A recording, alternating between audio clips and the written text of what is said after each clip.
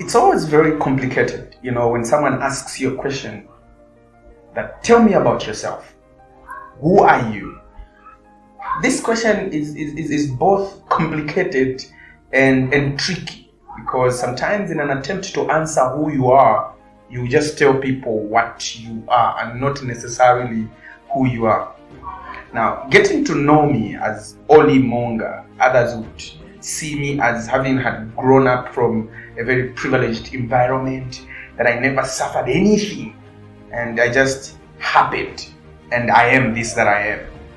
Unfortunately, I wish that was my story, but unfortunately it's not, because I grew up from a very humble background, and those of us that have been to Siavonga before, I grew up from the village of the Siavonga town that people envy to go and relax when they're on their vacations. Now, growing up, I remember attending school at Matua Primary School then, and I wish I could say from the onset I was this bright child who used to pass number one, but I wasn't. But then one day, when I wrote my grade 7, something remarkable happened. I failed. Yes. And there's a reason why I would say that was remarkable, because it then ended up being a trail of what I have now become. I failed grade 7, and my grandfather insisted that I should repeat.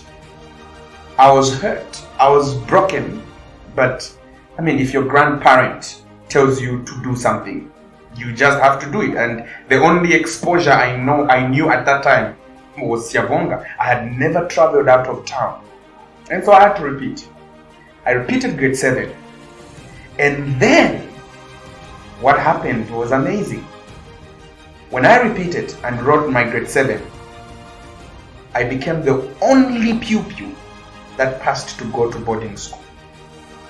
And you see now why I said it was remarkable that I failed in the first place. Because if I never failed, perhaps I would have not passed to go to boarding. I would have passed going to a basic school, but then it would have not ended up like the way it ended up.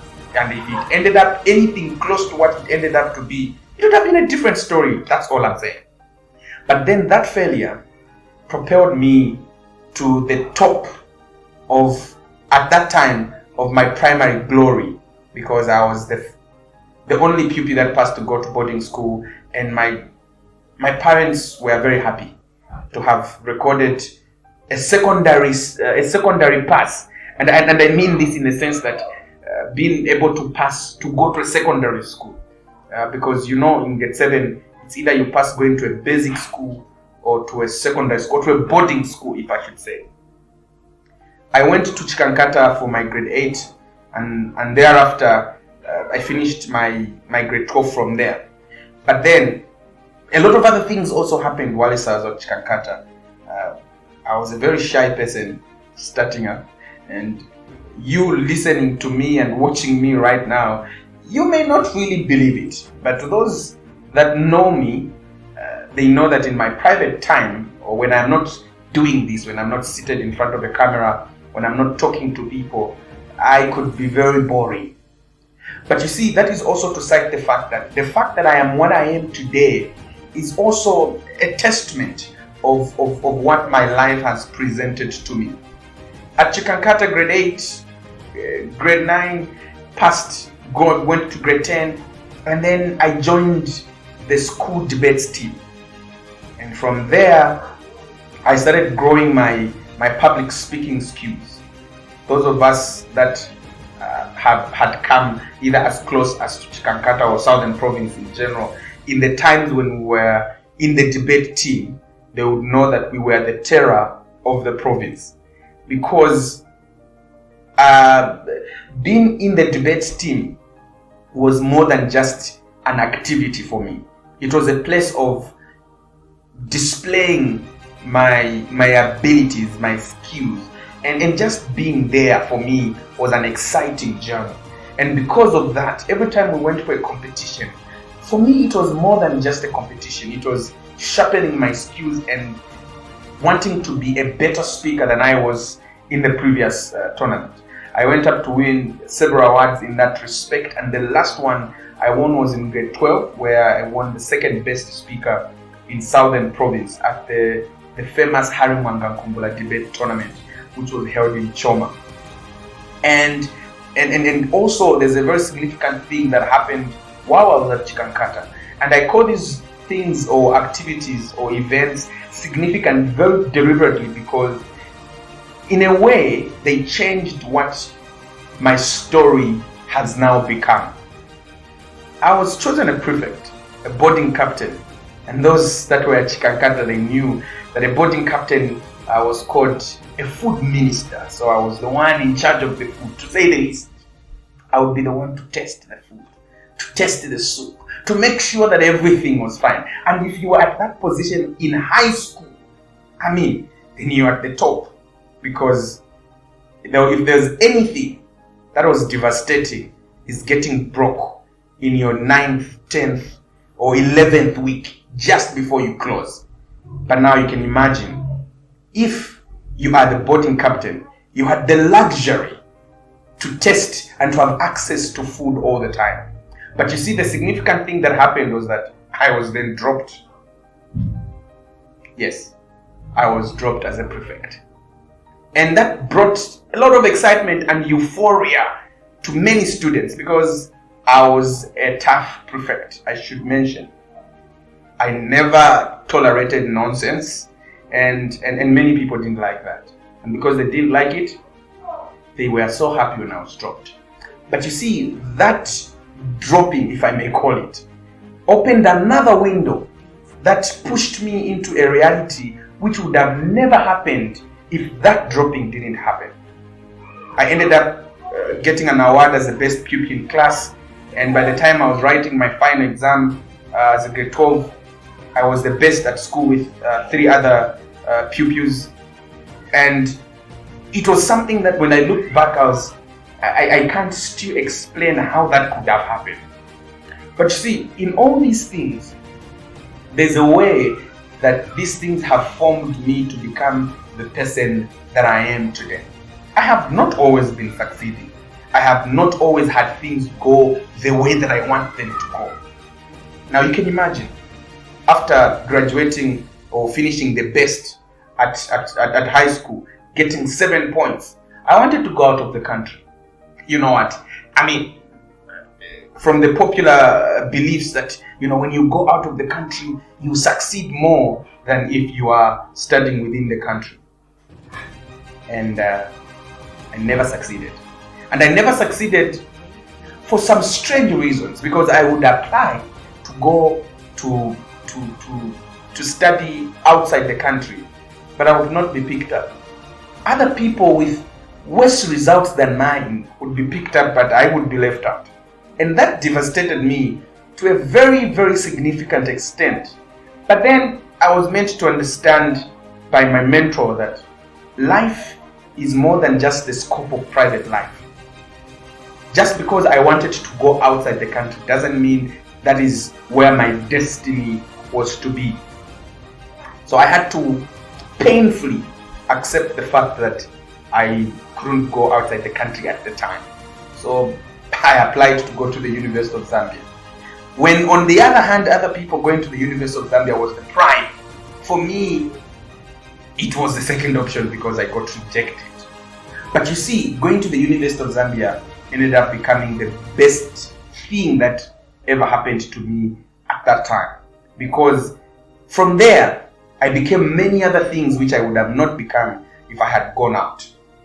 Many other things that happened, that followed by the consequence of me being at the University of Zambia are the result of why you are actually watching me today. I ended up becoming an assistant lecturer then at my graduation. I met my wife at the University of Zambia. You can imagine that perhaps by now I would have still been single if I had decided to go out. Selah. But you see, the other things that perhaps you need to know about me is that I like to work hard. I like to focus and pursue something until it is accomplished. You'd perhaps like to know that while I was at the University of Zambia, I published my first 3 books from the University of Zambia while a student, studying at the same time as doing other things that would improve my personal existence.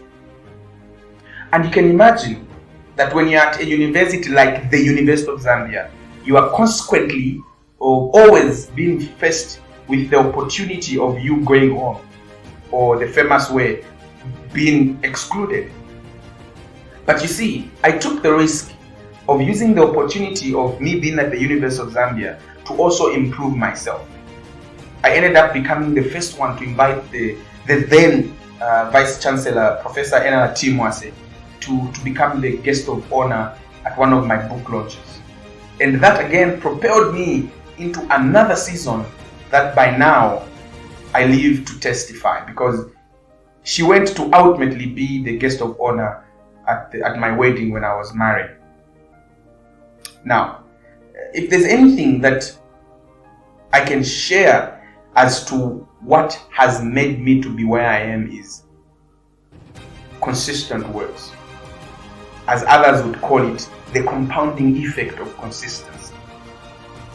I didn't have the luxury of having many people believing in me or encouraging me or cheering me up to say you can do this. No.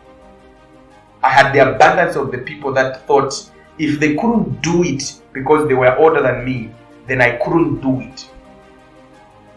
And I had to always live against the things or the beliefs that they had that I could be. And today, I am a pioneer of many things in my family. And I'm saying this to the effect that you don't necessarily need to come from a very privileged background to become anything. In fact, we can't blame you based on your background. We can't judge you because you were born in Kalingalinga or because you grew up from the deepest village in Siavonga. We can't blame you. We can't judge you. But if you decide to remain the same for the rest of your life, then we will blame you. And the reasons are simple. Number one, if you do not have a certain level of drive to become a better person, it doesn't mean you have to travel.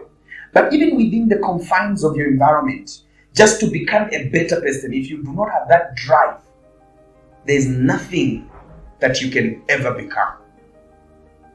So many people like to throw their blame on their background without realizing that what they lack is a personal drive to become better.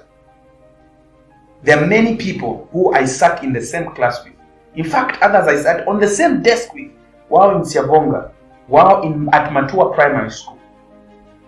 And yet, many of them ended at that level. They never desired to become anything. In fact, others, they hoped to and desired to marry at the time and judged it as the prime that they could be. But some of us, we decided to fight hard, to fight criticism, to fight negativity. In fact, at one point, I like to say this story, and my mother knows it. And sometimes we laugh about this story with my mother. That she would tell me whenever I tell her, I'm going to pass, she would just laugh at me and says, just sit, just eat the food. There are certain things that you can't dream about. This dream is an impossible dream. But then when I passed, my mother was the happiest. And she would record in her own words that her 9 months carrying me was worth it. But you see, all those things would have not happened if I didn't have a personal drive. So there are many awards that I've won consequently. I think 2019 I won 2 awards at club, one at club level and one at national level as champion of public speaking in table topics for Toastmasters. I flew on a plane for the first time to go and represent Zambia, and coming back and looking back at it, my mother has never been on a plane, but I'm making it my goal to make sure that I put her on a plane one day. And all these things are a consequence of fighting, a fighting spirit, a driving spirit. So I like, one day in fact, when I was asked for an interview at my first job, I was asked, tell me about yourself. I remember saying that I am a story of success without supervision. And in saying so, I was implying that I had a very big opportunity to fail, because even the closest to me did not believe that I could become anything. But I had the self-drive, and I became the things that I have become, contrary to what people believed. I supervised myself. I like to say that. I supervised myself to become the things that I have become today. And because of that, I continue to drive myself. There's no amount of negativity from anyone close to me which can bring me down, because I didn't start with people's praises and encouragement. But now, that doesn't mean I don't have people now, or maybe I didn't have anyone then at the time that was offering some amount of encouragement. But my point is, even those that are encouraging me, even if they stopped now, there's still that thing within me, a fight to become better, a fight to contribute to people's lives. And that's the reason why I'm doing this. This is not my job. I have a full-time job. But the reason I'm doing this is because I don't want other people to have it worse than I did. I want other people to be able to learn and buy a leaf from some of these things that I've said and use the lessons to become a better version of themselves. And I believe I was born for this reason, to contribute positively to other people's lives. I have my mentor who I always talk to, and there are certain drastic decisions that I have made because he said, go ahead. But not everyone has that privilege of having a mentor. But maybe, perhaps, just maybe, such a platform could be a platform for someone to get mentorship from. And one of the things that they should know, perhaps as I conclude, life doesn't owe you anything. In fact, you owe life a lot. Yes, you do. Rise up today. Make a commitment that you're going to develop some hunger, regardless of the amount of the hunger. But please develop some hunger and grow that hunger. And the hunger should be to become a better version of yourself, not to become better than anyone else, because all of us are different people. You can't become better than Ollie. Ollie is Ollie. I can't become better than you. You are you. But you can become a better version of yourself. If today you are a shy speaker, aim to become a more confident speaker. If today you don't perform well in school, aim to become a better performer. If today you're running a business and it's not doing well, aim to run a business that will do well. By so doing, you are enlarging your abilities, and when you do so, it creates more room for you. So this talk show is going to host different personalities. It's going to have different topics, talking, discussing, and enlightening you on several topics, from personal development, leadership, relationships, and everything in between, so that it will not be because you didn't know.